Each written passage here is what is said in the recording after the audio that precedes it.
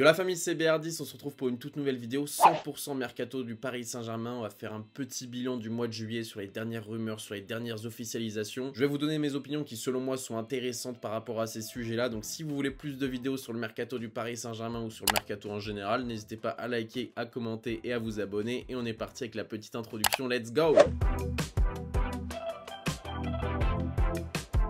Et la famille, je serai en live dimanche soir pour un live Actu Mercato, comme j'en ai déjà fait 2 sur les 2 dernières semaines. Je sais que vous avez kiffé, on était plus d'une centaine à chaque fois. Donc si vous ne voulez pas rater le début du live, les amis, activez la cloche, c'est très important. Je pense qu'on sera en live vers 21 h dimanche soir. De toute façon, je vous préviendrai dimanche dans l'onglet communauté de ma chaîne, donc n'hésitez pas à activer la cloche, les amis. Et je vous souhaite un très bon visionnage. Forcément, la première news dont on va parler, c'est la rumeur du moment, c'est la rumeur du jour. Au moment où vous regardez la vidéo, c'est une rumeur qui est sortie donc hier. L'exclu de PSG Community qui annonce que Luis Enrique veut absolument Pedri du FC Barcelone. Je vais donc vous lire leur communiqué sur Twitter, donc exclu PSG Community. Luis Enrique a demandé à ses dirigeants de recruter Pedri, c'est la priorité au milieu. Pedri ne ferme pas la porte, l'idée de retrouver son ancien sélectionneur avec l'Espagne lui plaît. Le joueur disposera d'une clause temporaire de 110 millions d'euros. Antero Henrique a été désigné par Doha pour mener les négociations. Toujours en recherche de liquidité, le FC Barcelone reste à l'écoute et on finit avec toutes les infos, le bon lien vers le site internet où il y a une centaine de pubs qui t'arrivent dans la gueule pour bien prendre de l'argent. Merci PSG Community. Alors qu'est-ce que je pense de cette rumeur? Forcément, Pedri, ça serait une superbe recrue pour le Paris Saint-Germain, ça y a aucun doute, mais je ne crois pas du tout à cette info PSG Community, les amis. Comme vous l'avez compris, je pense que c'est surtout un gros putaclic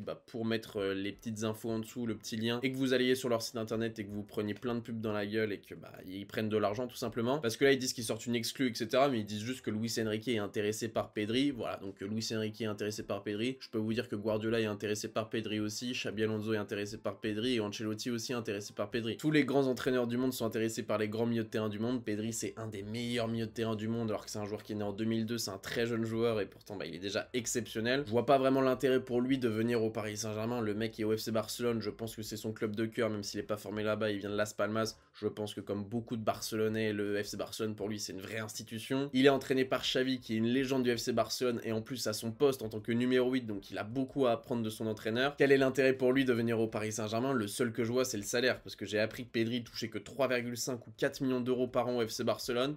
Combien?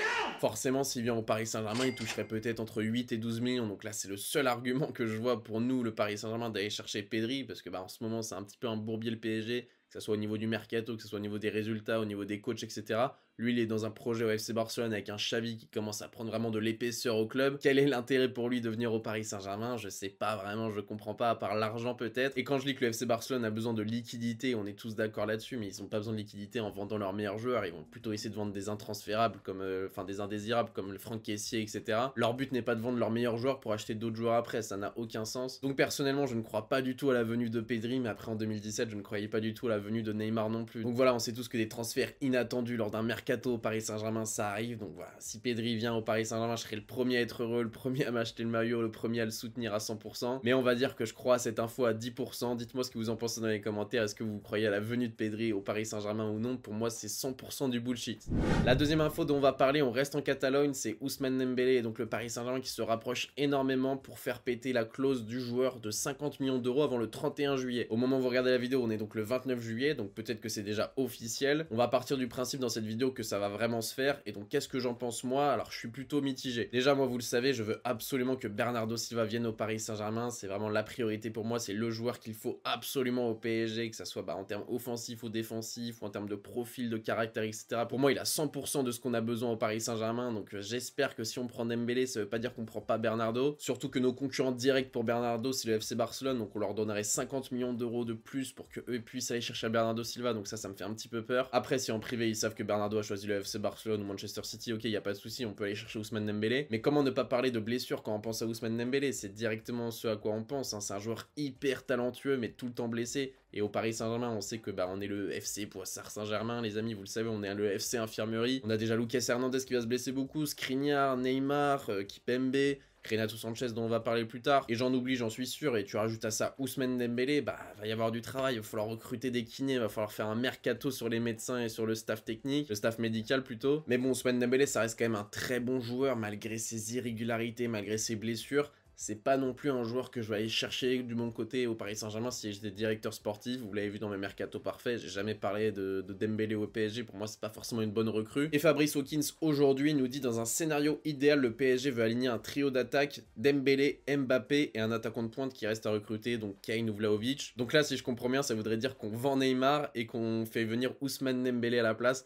Pour moi, c'est inadmissible de faire ça parce qu'Ousmane Dembélé est moins fort que Neymar. Il se blesse tout autant, donc quel est l'intérêt? Neymar, sportivement, on n'a rien à lui reprocher. La chose qu'on lui reproche, c'est de se blesser. Tu vas pas remplacer un joueur qui se blesse trop et dont tu reproches qu'il se blesse trop en allant chercher un joueur moins fort mais qui se blesse tout autant. Donc j'espère vraiment que Fabrice Hawkins nous dit de la merde parce que si c'est ça l'attaque l'année prochaine, ça va être très compliqué. Moi, j'aimerais une attaque Bernardo, Kane, Neymar ou Mbappé, mais bon, on sait que Mbappé va partir à moins qu'il prolonge, mais bon, ça me paraît très compliqué. Donc voilà, dites-moi ce que vous en pensez dans les commentaires quant à l'avenue d'Ousmane Dembélé. Pour moi, c'est un gros pari de la part du club, j'ai du mal à comprendre ce choix. Je suis assez dubitatif, mais bon, si Ousmane Dembélé signe au Paris Saint-Germain, je serai le premier à le soutenir et on est toujours derrière nos joueurs au PSG, il n'y a aucun souci. Donc voilà, dites-moi ce que vous en pensez dans les commentaires et on passe à la news suivante. La troisième rumeur dont j'avais envie de vous parler aujourd'hui, puisque j'ai pas pu vous sortir des vidéos dernièrement à ce sujet, c'est Marco Verratti en direction de l'Arabie Saoudite et de Al Ittihad. Le club a proposé 30 millions d'euros au Paris Saint-Germain alors que nous, on en voudrait 80 millions d'euros, donc je pense qu'ils vont se mettre d'accord sur 50 ou 60. Marco Verratti veut aller en Arabie Saoudite, c'est la nouvelle politique du club, c'est qu'on ne retient plus aucun joueur, on n'est plus le prison Saint-Germain, donc si vous voulez partir, vous partez, il y aura plein de joueurs qui voudront venir. Alors pourquoi Verratti serait d'accord pour partir? Tout simplement, déjà le salaire, le salaire que le propose l'Arabie Saoudite, c'est un salaire qu'il pourra jamais avoir du haut de ses 30-31 ans, mais c'est surtout que cette saison, on a senti une vraie cassure entre lui et les supporters et le club. Marco Verratti, vous le savez, c'est le chouchou du PSG et du Parc des Princes depuis 10 ans. Cette saison, les supporters sont prêts à lui, surtout après le match face au Bayern Munich, où il a perdu le ballon, qui nous a causé un but, on va dire, encaissé. Mais moi, mon avis là-dessus, les amis, c'est que Marco Verratti, c'est le Paris Saint-Germain, et j'ai vraiment envie qu'il reste au PSG, j'ai envie qu'il soit dans l'équipe qui nous rapporte la première Ligue des Champions. Pour moi, Marco Verratti, c'est vraiment l'ADN du projet qatari. C'est un gamin qui arrive à 19 ans, qui a 30 ans, 31 ans. Pour moi, il doit rester au Paris Saint-Germain, il doit tout faire jusqu'à sa retraite pour essayer de nous faire gagner cette putain de Ligue des Champions et faire taire tous ses haters avec Daniel Riolo numéro 1. Et surtout pour 30 millions d'euros, perdre ton meilleur milieu de terrain, Marco Verratti, alors que les autres milieux de terrain, c'est un peu compliqué, à part Warren Zaïre-Emery, qui est exceptionnel et qui sera le meilleur milieu de terrain du PSG, je pense, la saison prochaine. J'ai du mal à comprendre, à moins que tu vendes Verratti et que tu es sûr de faire arriver Nicolo Barella, j'en doute très très fort, je comprends pas trop le fait de vendre Verratti à 30 millions. Donc je pense qu'en dessous de 60 millions, il est invendable. À partir de 60 millions d'euros, je trouve quand même que c'est une belle vente, Marco Verratti. Mais on croise les doigts pour qu'il reste au Paris Saint-Germain. Dites-moi ce que vous en pensez dans les commentaires. Moi, je veux absolument qu'il reste au PSG. La quatrième news dont j'ai envie de vous parler, les amis, cette fois-ci, c'est officiel. C'est Mauro Icardi qui s'engage à Galatasaray. Il a fait une super belle saison cette année avec Galatasaray. Il a marqué plus de 20 buts en championnat. Il a fait des passes D. C'est une vraie icône là-bas. Les Turcs l'adorent totalement. C'est vraiment le Mauro Icardi de l'Inter Milan. De toute façon, on le sait, au Paris Saint-Germain, dès qu'on recrute un joueur, il devient nul, donc peut-être que c'est pas le joueur le problème, c'est plus l'entraîneur, le cadre, le président, etc. Mais dis-moi pas que c'est pas vrai! Par contre les gars, j'ai pas trouvé la somme au moment où je tourne la vidéo, il y a aucune somme officielle qui est sortie, j'espère qu'on l'a vendu au moins 15 millions d'euros. Un mec qui met plus de 20 buts en championnat quand même, ça coûte un petit billet. J'espère pour lui qu'il va continuer de s'éclater à Galatasaray, qu'il va enchaîner les buts, parce qu'au PSG, la première saison, il avait été bon, et la deuxième saison, ça a été une catastrophe, donc j'espère pour tous les Turcs qu'il va continuer à faire une très belle saison, la deuxième, la troisième, la quatrième et la cinquième. 1, 2, 3...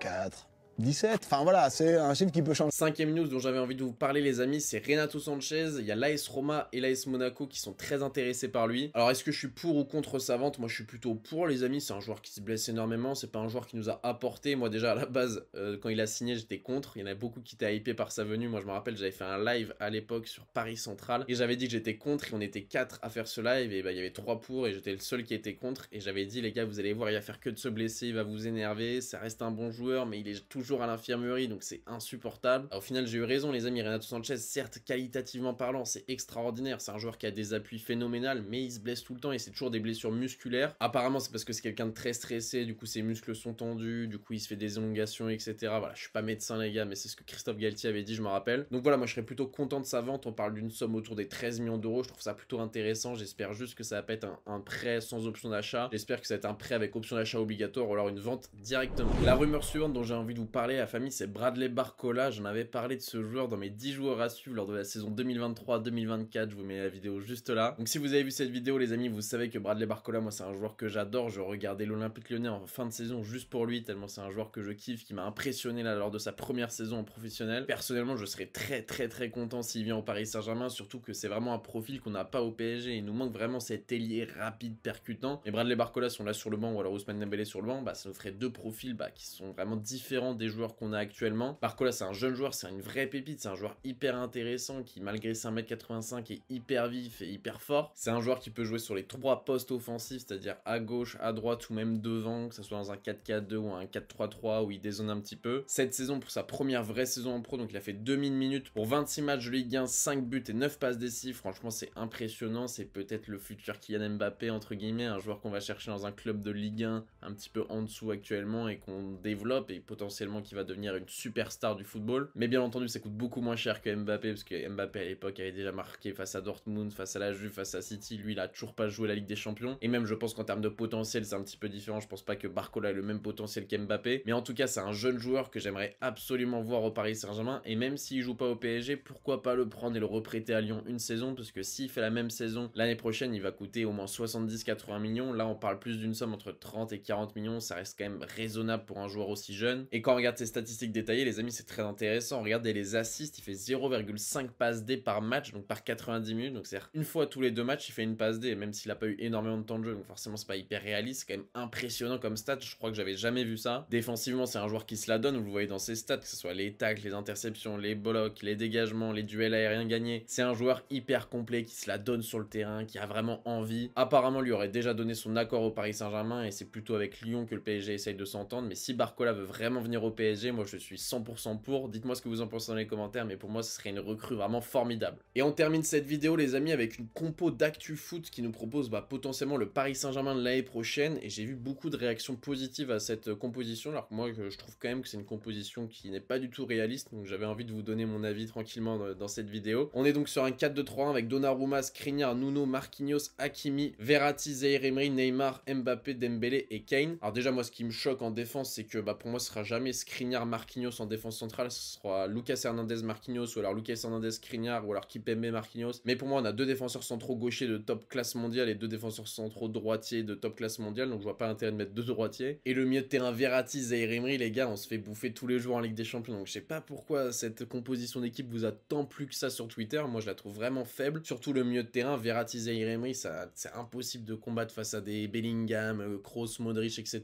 Donc je vois pas vraiment pourquoi vous êtes hypé par cette compo. Peut-être que sur FIFA elle est très bien ou quoi que ce soit, mais en tout cas elle est pas du tout réaliste. Surtout Mbappé à gauche, normalement il va partir, donc j'ai du mal à comprendre. Dembélé pourquoi pas, Harry Kane pourquoi pas, je serais le premier qui en serait content devant. Vous le savez, pour moi Harry Kane c'est vraiment le buteur parfait pour le Paris Saint-Germain. C'est un mec archi complet qui demande juste à gagner des trophées, et au Paris Saint-Germain il sera sûr de gagner des trophées si tout se passe bien. Mais voilà, c'est aussi possible qu'on se retrouve avec Vlahovic, donc je comprends pas pourquoi cette composition a entre guillemets buzzé sur Twitter. Voilà, c'est pas non plus 1 million de likes ou quoi que ce soit, mais j'ai vu quand même qu'elle tournait pas mal dans ma TL. Donc voilà, dites-moi ce que vous pensez de cette composition dans les commentaires. Je voulais juste terminer là-dessus. Personnellement je la trouve vraiment faible. Sur FIFA elle doit être très forte, mais dans la vraie vie pour moi on se fait éclater tous les jours. Voilà les amis, j'espère que vous avez kiffé cette vidéo. Moi c'est toujours un réel plaisir de parler du Paris Saint-Germain sur cette chaîne. J'espère que vous kiffez. Si vous voulez plus de vidéos sur le PSG, n'hésitez pas à me le dire. Vous likez, vous commentez, vous vous abonnez. On est en route vers les 9000 abonnés, on est à ça les amis. Dimanche soir on se fait un live mercato sur ma chaîne YouTube, donc n'hésitez pas à activer la cloche les amis, comme ça vous êtes alertés quand le live sera lancé. Et j'espère que vous avez passé un bon moment et que vous passez un très agréable été les amis. Merci à tous ceux qui me donnent de la force et qui me suivent aussi sur les réseaux sociaux. N'hésitez pas à venir me follow sur Instagram,